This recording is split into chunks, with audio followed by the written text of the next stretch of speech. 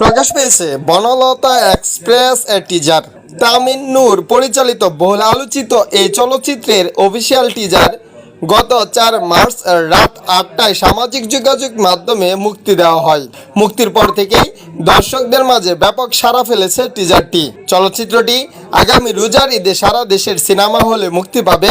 1 minute 21 সেকেন্ডের এই টিজারে উঠে এসেছে 2007 সালের ডিসেম্বরের এক কুয়াশাচ্ছন্ন বিকেলের আবহাওয়া।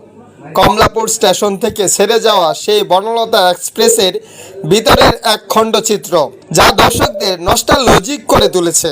টিজারটিতে জনপ্রিয় কথাশিল্পী হুমায়ুন আহমেদের কালজয়ী উপন্যাস কিছুক্ষণ এর সেই মায়াবী আবেশ এবং রহস্যের এক দারুণ সংমিশ্রণ দেখা গেছে। চলচ্চিত্রটির গল্প আবর্তিত হয়েছে ট্রেনের একদল বৈষম্যময় যাত্রীকে ঘিরে।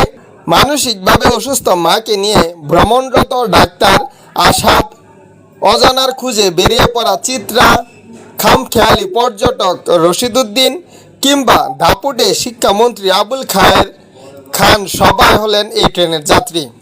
সবার গন্তব্য এক হলেও এই ট্রেন যাত্রা তাদের প্রত্যেকের জীবনের মোড় চিরতরে ঘুরিয়ে দেয়।